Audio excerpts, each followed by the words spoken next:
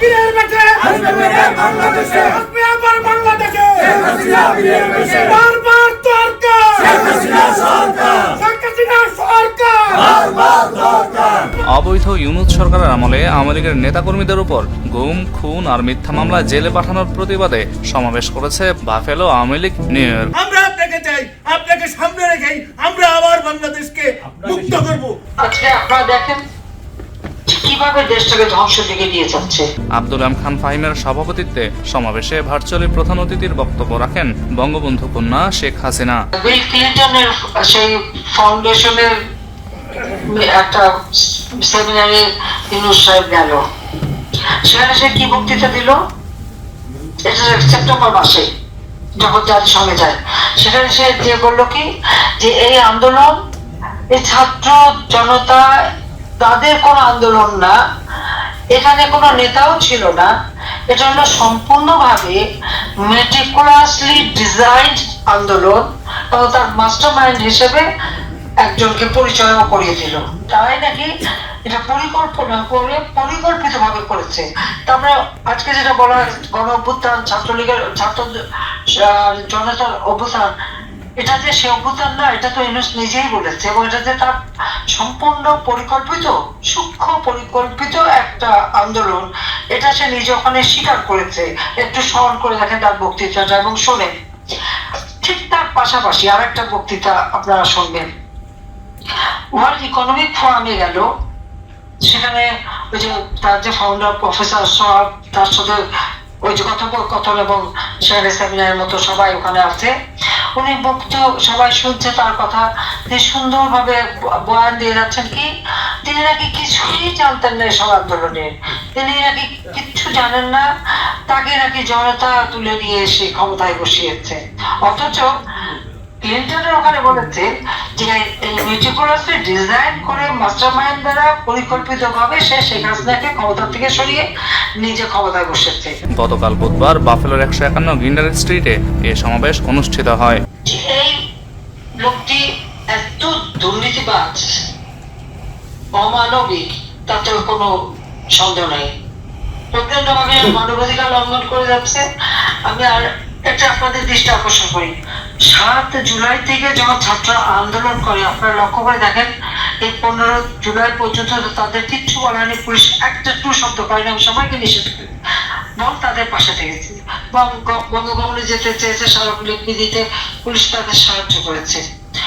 কিন্তু আজকে আপনারা একটু দেখেন আওয়ামী লীগ যে সহনশীলতা দেখালো এবং ছাত্রদের প্রতি যে সহানুভূতি দেখালো, ওই ইউনূস কি তা দেখায়?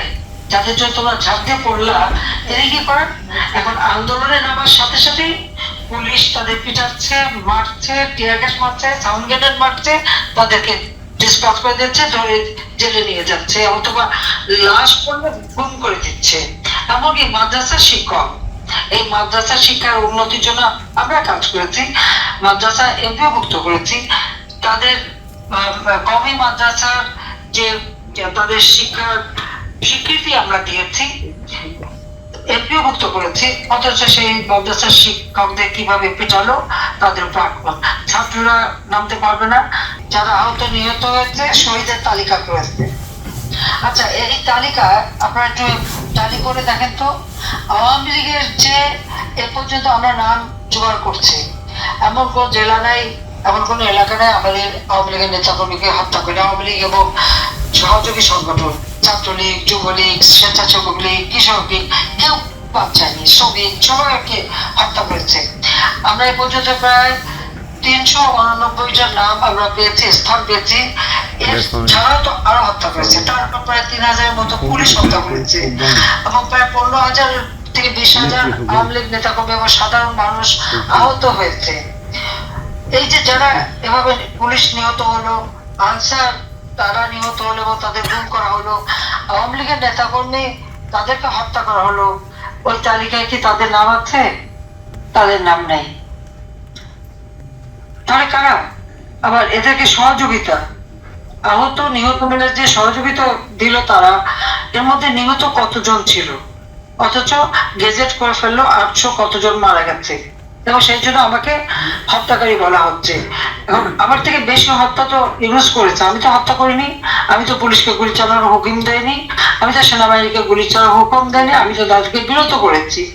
এবং যখন তারা একটা বিল্ডিং এ আগুন দিয়েছে, সেই বিটিপি ভবন থেকে শুরু করে পিআরটিসি ভবন, সেতু ভবন, দুর্যোগ মন্ত্রণালয় ভবন থেকে শুরু করে সব জায়গায় আগুন দিয়েছে, মানুষ ছাদে চলে গেছে, আমি হেলিকপ্টার পাঠিয়ে তাদেরকে উদ্ধার করেছি, র্যাব হেলিকপ্টার নিয়ে গেছে, সেনাবাহিনী আগুন দিয়েছে, সেখানে পানি ছিটিয়ে আগুন নেভাতে চেষ্টা করেছে। সমাবেশে বিশেষ অতিথি হিসেবে উপস্থিত ছিলেন ডক্টর সিদ্দিকুর রহমান, আব্দুল সামাদ আজাদ সহ স্থানীয় আওয়ামী লীগের নেতারা। নেত্রী, আজকে আপনার বক্তব্য খুবই সুন্দর বক্তব্য হয়েছে, আপনি সব কিছু তুলে ধরেছেন। আমরা কি কষ্টে আছি, দেশের জনগণ কত কষ্ট আছেন আমি তুলে ধরেছেন। আমরা প্রবাসী যারা আছি আমাদের কি করণীয় আপনি খুব সুন্দর দিক নির্দেশনার মতো বক্তব্য রেখেছেন।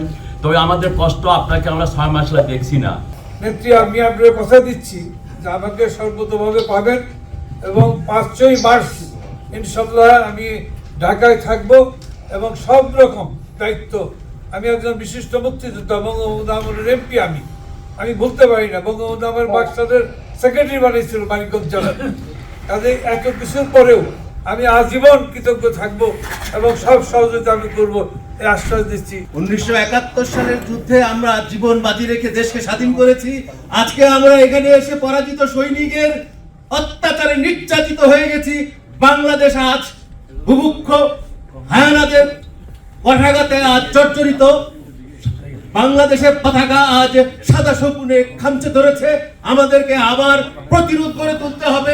আজকে যে প্রতিবাদ সভার কথা বলা হচ্ছে, আমি বিশ্বাস করি এখানে প্রতিরোধ করে তুলতে হবে, তা না হলে পরে বাংলাদেশকে রক্ষা করা যাবে না।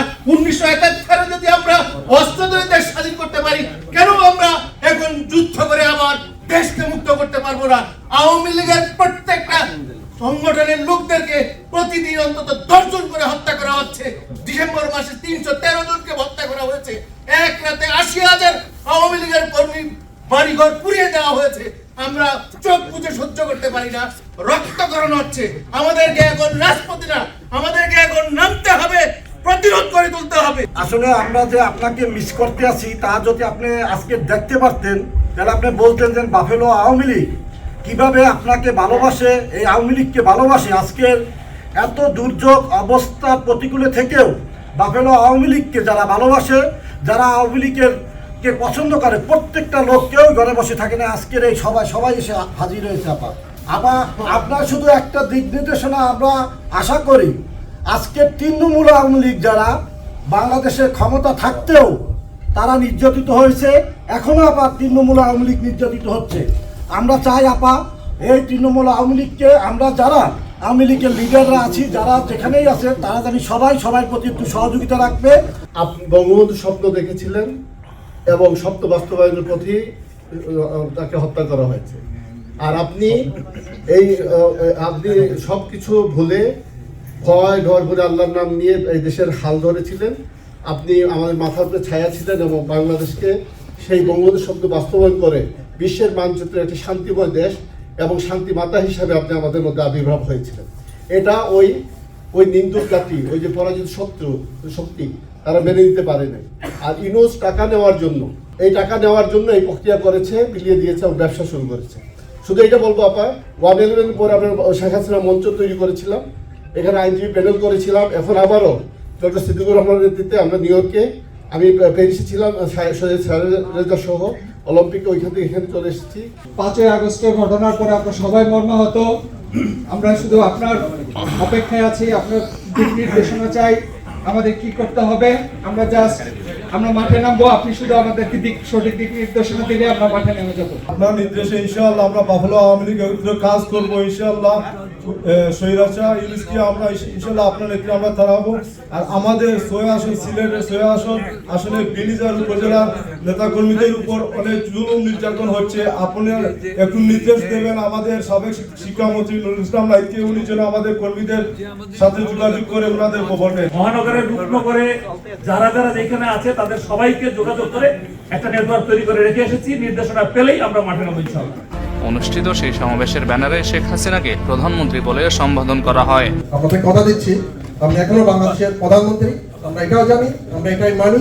আমি বাংলাদেশের সাংবিধানিক এখনো বৈধ প্রধানমন্ত্রী। সমাবেশে বঙ্গবন্ধু কন্যা শেখ হাসিনা অবৈধ ইউনূস সরকারের অন্যায়ের বিরুদ্ধে দেশবাসীকে ঐক্যবদ্ধ হওয়ার অনুরোধ করেন। যেসব এলাকায় প্রতি বছর দুর্ভিক্ষ মঙ্গা লেগে থাকতো, আওয়ামী লীগের আমলে তো কোনো মঙ্গা হয় নাই। প্রত্যেকের কাজের ব্যবস্থা করা, একটা আত্মবিশ্বাস জন্মানো, একটা আত্মমর্যাদা বোধ জন্মানো, সেটা আমি করতে পেরেছি। বিশ্বব্যাপী বাংলাদেশকে মর্যাদা আসন অধিষ্ঠিত করেছি। তারপরে হলো কি না, এক দফা এবং গণভবন ঘেরাও করে আমাকে হত্যা করা হবে, সেই পরিকল্পনা নেওয়া হলো। এবং আপনারা দেখেছেন প্রথমে হলো ছাত্র আন্দোলন, এরপরে সবাই বুঝুক না বুঝুক তাদের সমর্থন, আমরা তো তাদের বিরুদ্ধে কিছু ব্যবস্থা নেইনি। 7 জুলাই থেকে 15 জুলাই পর্যন্ত এই ছাত্ররা তো বাঁচায় বসেছিল, পুলিশ তাদেরকে সহযোগিতা করেছে, আমাদের সকলে সহযোগিতা করেছে, এমনকি আমাদের ছাত্রলীগ থেকে শুরু সবাই। কিন্তু যখন তারা এই অগ্নিসন্ত্রাস শুরু করলো, মেট্রো রেলে আগুন দিল, পুলিশ হত্যা করলো, থানাগুলিতে একে একে থানা জ্বালাতে শুরু করে, প্রায় 450 থানা আগুন দিয়েছে, লুটপাট করেছে এবং থানার ভিতর পুলিশকে পুড়িয়ে পুড়িয়ে হত্যা করেছে। আওয়ামী লীগের নেতা কর্মীর বাড়ি ঘর লুটপাট, দখল এবং জ্বালিয়ে পুড়ে দেওয়া। এই 32 নম্বর থেকে তো জাতির পিতা স্বাধীনতা ঘোষণা দিয়েছিলেন, এই 32 নম্বর থেকে তো সকল আন্দোলন, সকল অর্জন। আবার এই 32 নম্বরেই তো জাতির পিতা বঙ্গবন্ধুকে পরিবারের সদস্যদের সহ হত্যা করেছে।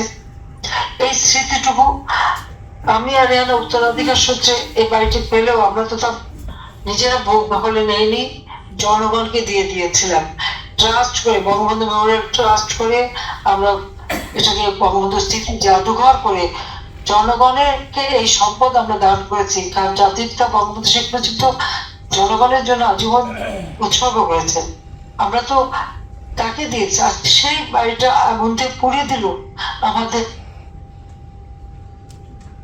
স্মৃতিটুকু, শেষ স্মৃতিটুকু, যেখানে গেলে অন্তত আমাদের বাবা মার কথা আমরা উপলব্ধি করতে পারতাম, সেখানে আগুন দিয়ে পোড়ানো এবং কি বিভৎস ভাবে ব্যবহার করলো, আপনারা সেটা দেখেছেন। একই সাথে রেহানা যে বাসা থাকতো সেটা লুটপাট,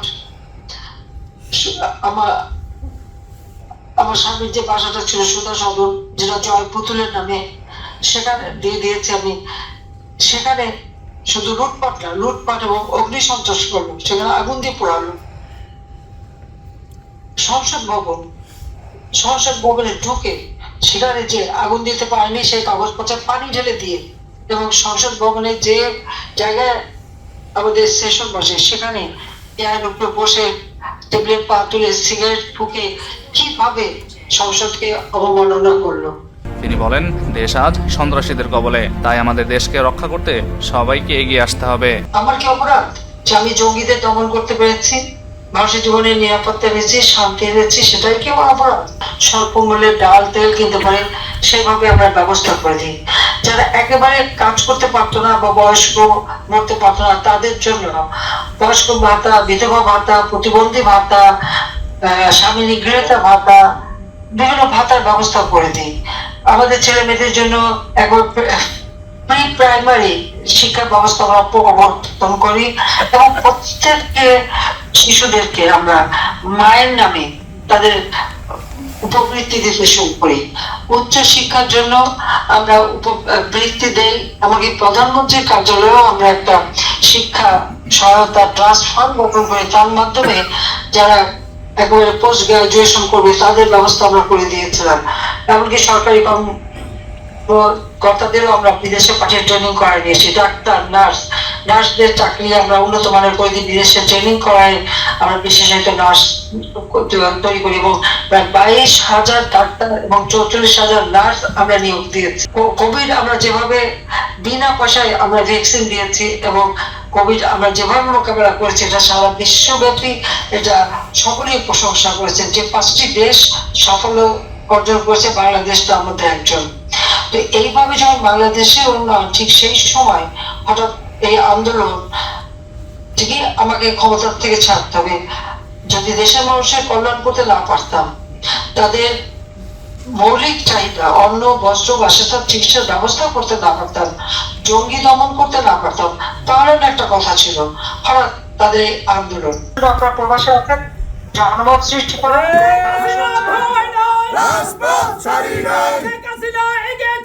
আমরা আছি তোমার সাথে, আমরা আছি তোমার সাথে।